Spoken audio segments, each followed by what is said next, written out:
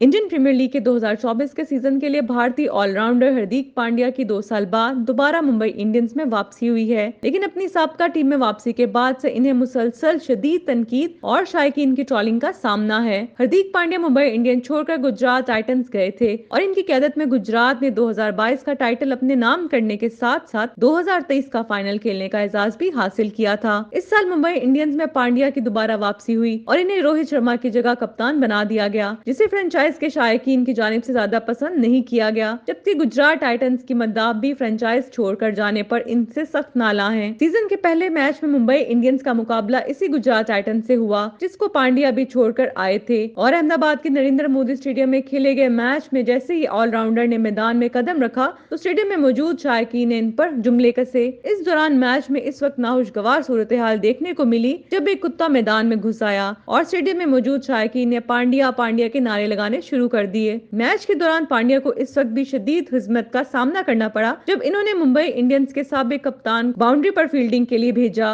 और इस हरकत पर भी शायकीन ने इन पर सोशल मीडिया पर शदीद नाराजगी का इजहार किया। सोशल मीडिया पर वायरल वीडियो में देखा जा सकता है कि पांड्या ने रोहित शर्मा को आवाज देकर कवर बाउंड्री पर जाने का कहा, जिस पर साबिक कप्तान ने अचंभे से इनकी जानिब देखकर तस्दीक चाही कि क्या वो इन्हें ही मुखातिब कर रहे हैं। कप्तान की तस्दीक पर रोहित कवर बाउंड्री की जानिब चले गए। सोशल मीडिया पर शायकीन ने हार्दिक पांड्या की इस हरकत को तज़हीक अमेज करार दिया क्योंकि रोहित शर्मा अमूमी तौर पर 30 गज के दायरे के अंदर ही फील्डिंग करते हैं और इनका मानना है कि मुंबई इंडियंस के लिए मैच टाइटल जीतने वाले रोहित शर्मा के साथ इस तरह का रवैया रखकर पांड्या ने इनसे बदतमीजी की।